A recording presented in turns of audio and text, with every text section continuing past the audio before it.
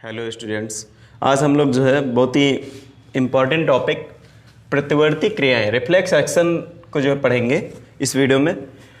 सबसे पहले तो देखते हैं कुछ ऐसी क्रियाएं जो नियंत्रित होती हैं मस्तिष्क के द्वारा। ऐसी क्रियाएं जो मस्तिष्क के द्वारा नियंत्रित होती हैं उन्हें हम क्या कहते हैं? ऐच्छिक क्रियाएं कहते हैं। और कुछ ऐसी भी क्रियाएं होती हैं जो किसी संवेदना के फलस्वरूप, किसी बाह्य उद्दीपन के फलस्वरूप स्वतः होती रहती हैं, उन्हें हम अनैच्छिक क्रियाएं कहते हैं। तो पहली बात तो ऐच्छिक अनैच्छिक क्रिया किसे कहते हैं? ऐसी क्रियाएं जो जिन पर मस्तिष्क का नियंत्रण होता है या जो मस्तिष्क के नियंत्रण में होती हैं उन्हें हम ऐच्छिक क्रियाएं कहते हैं। और ऐसी क्रियाएं जो मस्तिष्क के नियंत्रण में नहीं होती हैं उन्हें हम अनैच्छिक क्रियाएं कहते हैं। अनैच्छिक क्रियाएं जो होती हैं वो अनायास अविलंब हो ही जाती हैं, ठीक है, किसी उद्दीपन के फलस्वरूप होती रहती हैं, ठीक है। अच्छा, देखते हैं प्रतिवर्ती क्रिया किसे कहते हैं? प्रतिवर्ती क्रिया किसे कहते हैं? तो ऐसी अनैच्छिक क्रियाएं जो किसी उद्दीपन के फलस्वरूप होती हैं, उत्पन्न होती हैं या होती हैं, उन्हें हम क्या कहते हैं? प्रतिवर्ती क्रियाएं कहते हैं। ऐसी अनैच्छिक क्रियाएं जो किसी उद्दीपन के फलस्वरूप होती हैं उन्हें हम क्या कहते हैं? प्रतिवर्ती क्रियाएं कहते हैं। जैसे इसका एक बढ़िया एग्जाम्पल है, जैसे कि अगर हमारा हाथ जो होता है कहीं कभी किसी गर्म चीज़ को छू जाता है तो वहाँ से क्या होता है कि वो संवेदना जो होती है, देखिए ये उद्दीपन जो होता है ये मेरुरज्जु से होता हुआ मस्तिष्क तक पहुँचता है कि हाथ में गर्म चीज़ कोई लग रही है, और मस्तिष्क से तुरंत प्रेरणा के रूप में जो संदेश होता है वो उस कार्यकारी अंग तक भेज दिया जाता है, उस अंग की पेशियों तक। और उन पेशियाँ क्या करती हैं? पेशियों में गति होती है या संकुचित होती हैं और उस अंग को वहाँ से हटा लिया जाता है, ठीक है। देखिए, हमें जलन हो तो वो जब हाथ हम हटा लेते हैं इसके बाद जलन स्टार्ट होती है। अगर कोई गर्म चीज़ लग रही है तो उस गर्म का आभास मुझे तभी होता है जब उस हाथ को हम वहाँ से हटा चुके होते हैं। अचानक मुझे चोट लग जाए तो चोट तब लगती है जब वहाँ से अचानक हम हाथ हटा चुके होंगे, इसके बाद मुझे चोट का आभास होता है, दर्द होता है, ठीक। मतलब इसके कहने का ये है कि ये जो क्रियाएं होती हैं बहुत ही जो है तीव्र गति से होती हैं। पहली बात तो देखते हैं रिफ्लेक्स एक्शन या प्रतिवर्ती क्रियाएं। ऐसी क्रियाएं जो किसी उद्दीपन के फलस्वरूप अनायास अविलंब जो होती रहती हैं उन्हें हम क्या कहते हैं? प्रतिवर्ती क्रियाएं कहते हैं, ठीक। प्रतिवर्ती क्रियाएं, क्वेश्चन इस पर यह भी बनता है कि प्रतिवर्ती क्रिया और अनैच्छिक क्रिया में अंतर क्या है? प्रतिवर्ती क्रिया और अनैच्छिक क्रिया में क्या अंतर है? तो ये होता है कि प्रतिवर्ती क्रियाएं जो होती हैं इनके लिए उद्दीपन की आवश्यकता होती है और अनैच्छिक क्रियाओं के लिए किसी प्रकार के उद्दीपन की आवश्यकता नहीं होती, ठीक है। तो प्रतिवर्ती क्रियाएं, एक तो इसका एग्जाम्पल ये हो गया कि अगर हम किसी गर्म चीज़ को छूते हैं तो वहाँ से हमारा हाथ जो होता है तुरंत जो अपने आप क्या होता है, हाथ वहाँ से हट जाता है। या माना कि हमारा हाथ जो है किसी तरफ है और उसमें कहीं कोई पिन चुभा रहा है तो हमारा हाथ वहाँ से क्या होता है? तुरंत हटा लिया जाता है। मतलब वहाँ से पिन के चुभने का जो संदेश, जो उद्दीपन होता है वो हमारे मस्तिष्क तक मेरुरज्जु के द्वारा पहुँचता है। संवेदी तंत्रिकाओं के द्वारा पहुँचेगी ये संवेदना, और संवेदना वहाँ से ज्यों की त्यों प्रेरणा के रूप में मस्तिष्क के द्वारा जो है चालक तंत्रिकाओं के द्वारा उस कार्यकारी अंग तक भेज दी जाती है और वहाँ की पेशियाँ जो होती हैं उनमें संकुचन होता है और उस अंग को वहाँ से हटा लिया जाता है, ठीक है। देखते हैं इसकी क्रियाविधि कैसी होती है। फर्स्ट ऑफ ऑल तो रिफ्लेक्स एक्शन जो है ये प्रतिवर्ती क्रिया है, ये सन 1833 ईस्वी में एक वैज्ञानिक हैं मार्शल हॉल ने दी थी, ठीक है। इसके बारे में सबसे पहले किसने बताया था? इन प्रकार की क्रियाओं के बारे में सबसे पहले सन 1833 ईस्वी में मार्शल हॉल नामक वैज्ञानिक ने बताया, ठीक है। अब इसका डायग्राम बना के इसको हम डायग्राम जो है पढ़ेंगे, इसकी क्रियाविधि, प्रतिवर्ती क्रियाओं की क्रियाविधि। तो हम लोग देखते हैं प्रतिवर्ती क्रिया की क्रियाविधि with diagram. First of all तो इसको देखेंगे कि कौन कौन से पार्ट्स हैं। ये जो है ये पूरा, ये आप जान रहे होंगे कौन सा पार्ट है, ये मेरुरज्जु है। मेरुरज्जु का उस दिन मैंने डायग्राम बनाया था, एक बना के उसकी पूरी संरचना समझाई थी। तो उसमें ये डबल लेयर्ड होता था, ड्यूरेमेटर पायामेटर दोनों लेयर्स इसमें पाई जाती, दोनों झिल्लियाँ पाई जाती, ठीक है। खैर हमने जो है इसको यहाँ पर बनाया है कि जो है प्रतिवर्ती क्रिया को समझने के लिए।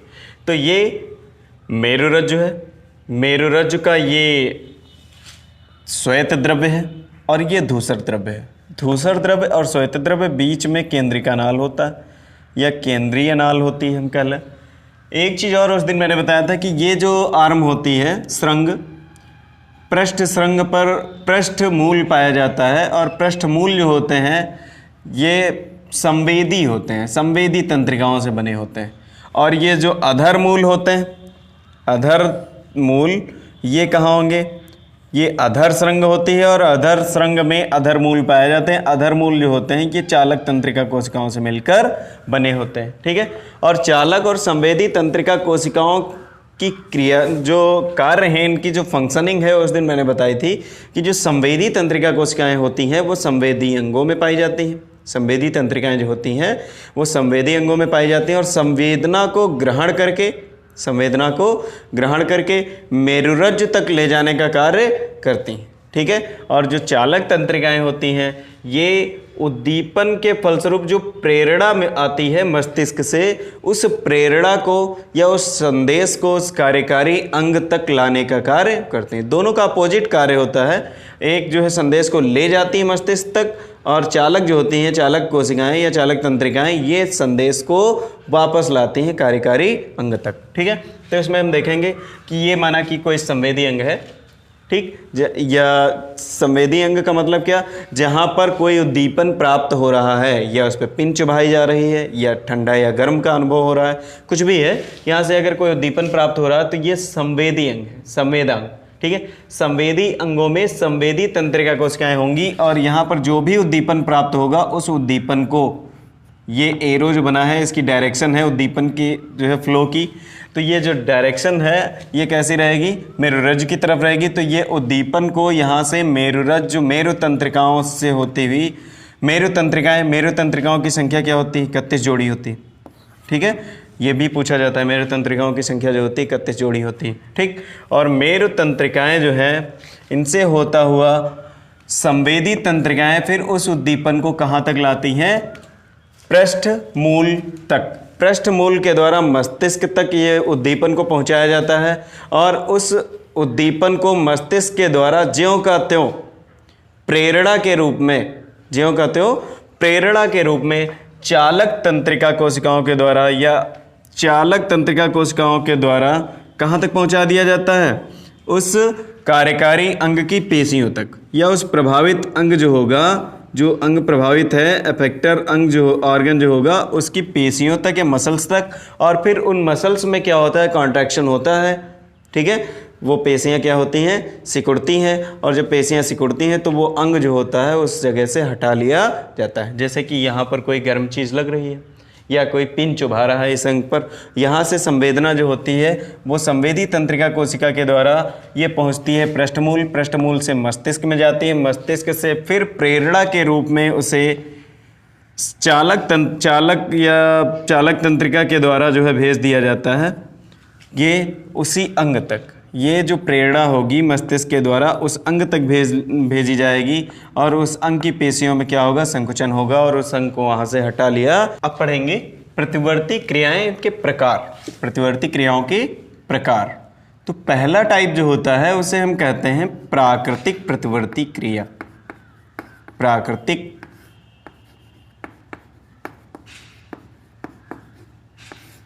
प्रतिवर्ती क्रियाएं,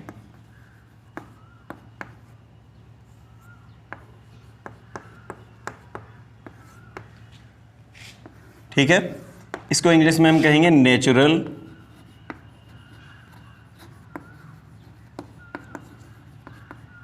रिफ्लेक्स एक्शन, ठीक है।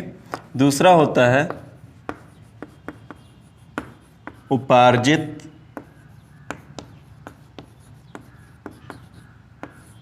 प्रतिवर्ती क्रियाएं, उपार्जित प्रतिवर्ती क्रियाएं, ठीक है। इसे हम क्या कहेंगे इंग्लिश में, adaptive reflex action. Adaptive reflex action, ठीक है। ये दो टाइप होते हैं। तो प्राकृतिक प्रतिवर्ती क्रियाएं किसे कहते हैं, ऐसी प्रतिवर्ती क्रियाएं जिनके लिए किसी प्रकार की कोई अनुभव की आवश्यकता नहीं होती, जिनके लिए किसी प्रकार के अनुभव की आवश्यकता नहीं होती है, उन्हें प्रतिवर्ती प्राकृतिक प्रतिवर्ती क्रियाएं कहते हैं। जैसे अगर कोई भी बच्चा है, उसके हाथ में अगर जैसे दे दिया जाए कि हाथ है, हाथ में कोई चीज़ रख दी जाए तो उसको बहुत मजबूती के साथ पकड़ लेता है, ठीक है। तो इस चीज़ का वहाँ वो नवजात शिशु है, छोटा बच्चा अगर है, नवजात बिल्कुल नया जन्मा हुआ बच्चा है, न्यू बॉर्न बेबी, तो उसमें क्या होता है कि उसको किसी प्रकार का कोई प्रशिक्षण नहीं दिया जाता है पहले से। वो जो लक्षण होते हैं, ये जो क्रियाएं होती हैं, ऐसी क्रियाएं जिनका अनुभव जो है पहले से नहीं किया जाता है या जिनके लिए किसी प्रकार की कोई प्रशिक्षण की आवश्यकता नहीं होती, ऐसी क्रियाएं जिनके लिए किसी प्रकार के प्रशिक्षण की आवश्यकता नहीं होती है, उन्हें हम प्राकृतिक प्रतिवर्ती क्रियाएं कहते हैं। अर्थात ये भी कह लें कि ये जब प्रशिक्षण की आवश्यकता नहीं होती है तो ये हमें जनकों से आनुवांशिक रूप में प्राप्त होती, ठीक है, जनकों से आनुवांशिक रूप में प्राप्त होती हैं। इसका एग्जाम्पल क्या होगा? फर्स्ट ऑफ ऑल, यदि कोई बच्चा है उसके हाथ पर अगर कोई चीज़ रख दी जाए तो वो क्या करता है कि उस वस्तु को बहुत ही मजबूती के साथ पकड़ लेता है, उस वस्तु को क्या करता है, मजबूती के साथ पकड़ लेता है, ठीक है, पहला एग्जाम्पल। दूसरा क्या होता है कि जैसे हम भोजन करते हैं, भोजन कर रहे हो, भोजन करते समय अगर हम भोजन को गलत तरह से निगलते हैं, निगलने का मतलब क्या, अगर कहीं भोजन नली में जाना चाहिए और भोजन नली की जगह पर श्वास नली में चला गया, भोजन क्या हुआ।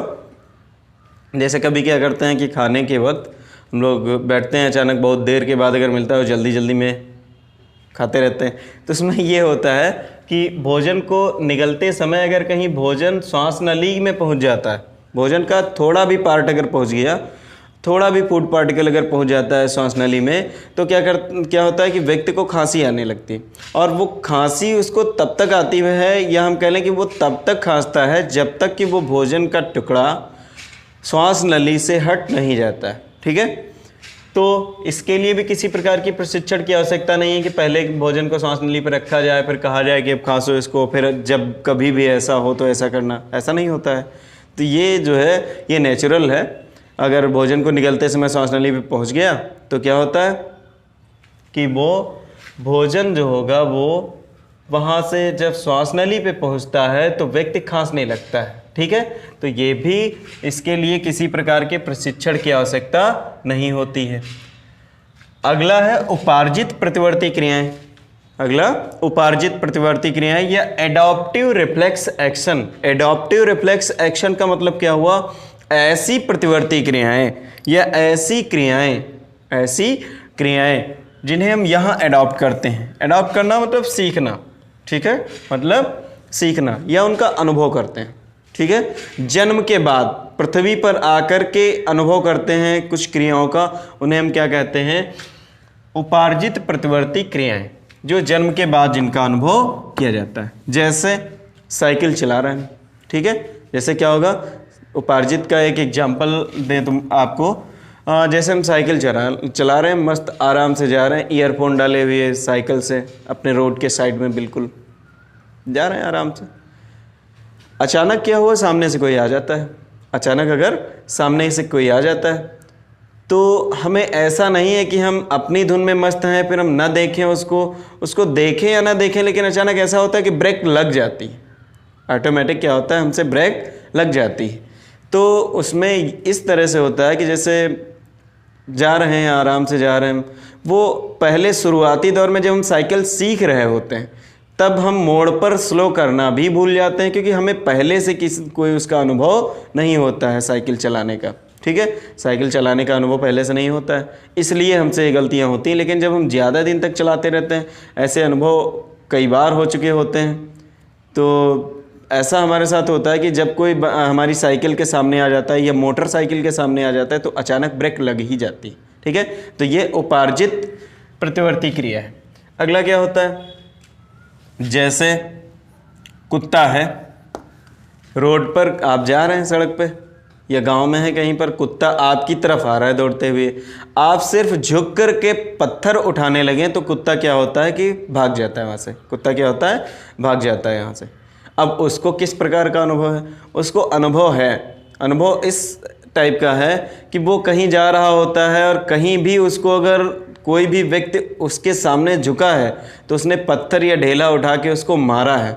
ज़्यादा से ज़्यादा बार उसके साथ ऐसा हुआ, तब से उसने क्या किया कि हर एक को देख के यही सोचता है कि ये अगर झुका है कोई कैंडिडेट तो ये पत्थर ही उठाएगा और मुझे हिट करेगा, ठीक है। इसलिए क्या करता है कि जैसे आप पत्थर उठाने लगते हैं तो कुत्ता क्या करता है, अपने मार्ग जो होता है वो बदल लेता है। तो ये भी क्या होता है, ये उपार्जित प्रतिवर्ती क्रिया है। ऐसा नहीं कि कोई छोटा पप्पी है और उसको पता चला कि वो आपकी तरफ आ रहे हैं, आप झुकें तो वो नहीं भागेगा, उसे क्या पता है क्या करेंगे आप। लेकिन कई बार उसके साथ जब ऐसी घटनाएं घटती हैं तो उसमें भी क्या होता है, उसका अनुभव हो जाता है और वो अब जब भी किसी को झुक कर के कुछ उठाते हुए देखता है तो क्या करता है, अपना मार्ग परिवर्तित कर लेता है, ठीक है। तो ये इसके एग्जाम्पल्स होते हैं, एक तो प्रतिवर्ती क्रिया के, दूसरे उपार्जित प्रतिवर्ती क्रिया के और प्राकृतिक के, ठीक। थैंक्स।